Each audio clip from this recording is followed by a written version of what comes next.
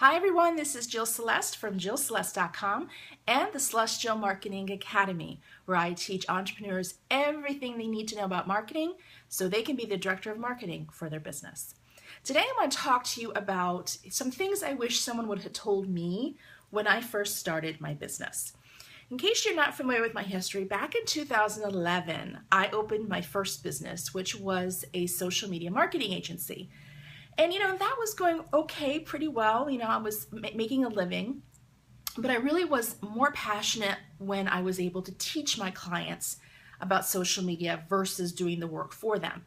And when I really became strong about that realization, I decided to open my coaching practice. And I thought, hey, this will be fine. I've already been in business for a couple years. I'm just going to open my doors and start a marketing practice. Well, here's the thing. I was completely unprepared for the emotional roller coasters that came about with opening really both businesses, but specifically my second. So I'm going to share with you three lessons that I learned in my entrepreneurial journey, things I wish people had told me when I started my business, and I hope it helps you as well. So the first thing I want to share with you is it is completely natural for you to feel like I quit. I'm not going to do this anymore. There are so many times when I wanted to throw in the towel and just give up on my business. And, it was just so hard, and it was hard to get the income in, and it was hard to find time to market, and it was hard to do all these different things. And I just, I thought, it has to be easier just to find a job. But it's not for people who are wired to be an entrepreneur. So if you're having days like you just want to quit, just hang in there, because it's just the universe testing you. Which leads me to my second thing. One of the reasons why I was so frustrated was because I was trying to be everyone's healer. And that is not the case. No matter where you are in your business, you need to know who your ideal client is and make a commitment to only work with those. Because here's what happens. And I understand the temptation, because we need the funds, right? We need to support our livelihood. So we'll take on a client who maybe is less than ideal. But first of all, you're doing that client a disservice because you're not that person's healer. And second, you're going to be unhappy. And so when you're unhappy with your business, and it sort of just trickles down.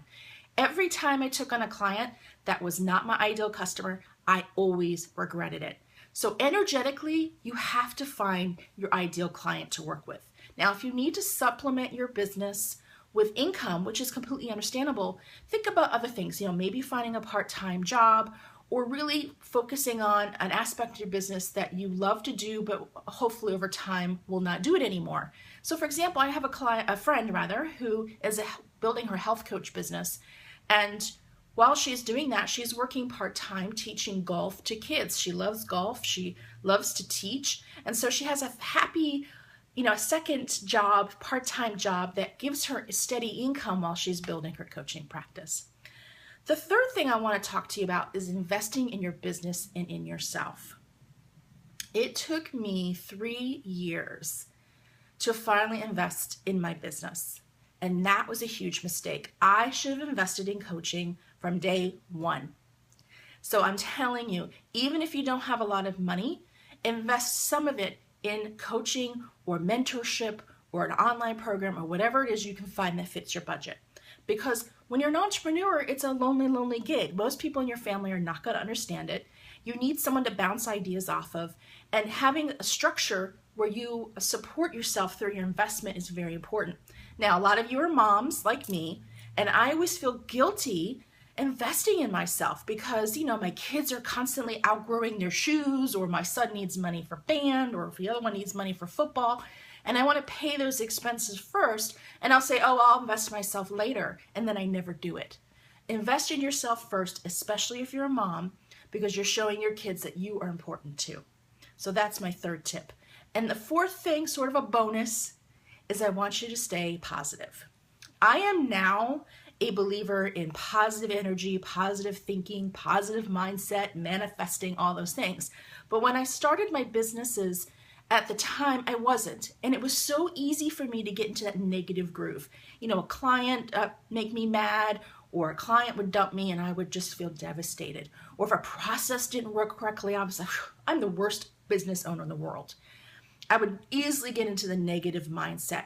And I'm telling you from experience that when you live in the negative mindset, your business will never grow. You have to stay positive. You have to remember that bad days are just that, bad days. It's not an indicator of your future success. So stay positive, hire someone to help you. I hired a mindset coach to help me, and find that resource for you to stay positive, because there's going to be days when it's going to be hard. But if you stay positive, your business will definitely grow. So I hope these tips help you if you're in the place where you're just starting your business, or maybe you're struggling with your business, or maybe you just need these reminders because you're having a bad day too. I'm here to help you, and if you need additional assistance, please visit my website at jillceleste.com. And until next time, here's to your marketing success, and have a great day.